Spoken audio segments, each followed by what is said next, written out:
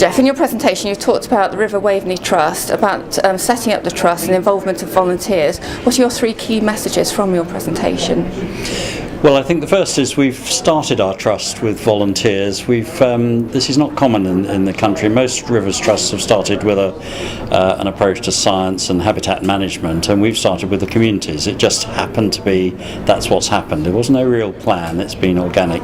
So our first thing is, with quite large numbers of volunteers now, over 400 in under a year, is to split them up into their own localities so that the volunteers themselves feel that they are very attached to where they live. So our groups on the Waveney, 5 of them, really have about 6 or 7 miles of the river either side of a market town like Harleston. So the first message I think is localism. People love your own patch, and that's what people really care for.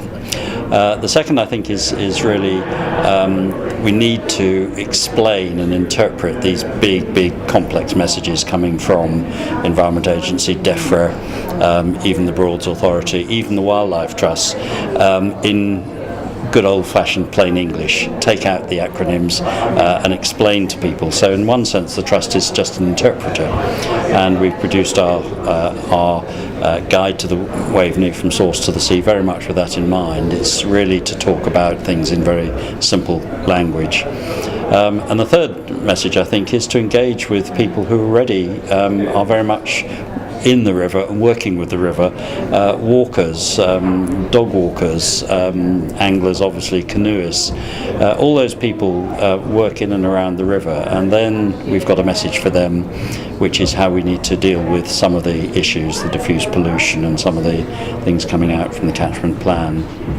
Okay, and in your presentation you talked about process and procedure versus passion and practical activity.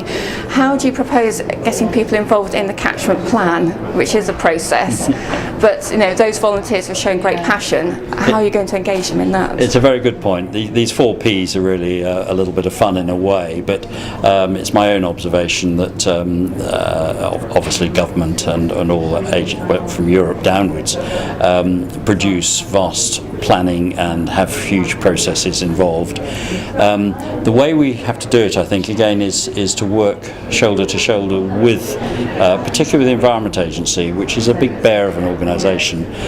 We're particularly lucky in our part of the world to be working with both the Norwich and Ipswich offices, and the officers are just fantastic. In fact, getting them out of the office and behind the desk and the computer and coming down and working with us is probably the secret to this, because they produce the guideline. We can't move away from the statutory organisations and their ways of working. So just to give an example where we're getting very excited about eel reintroduction in the Waveney, the eel all disappeared for all sorts of reasons, and we want to get them back with fish passes on the weirs.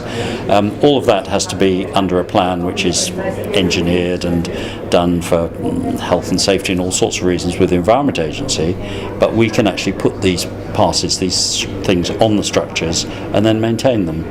So I think it's a question of again, understanding. We've, as a trust, have had to understand the whole water industry and the water business from scratch.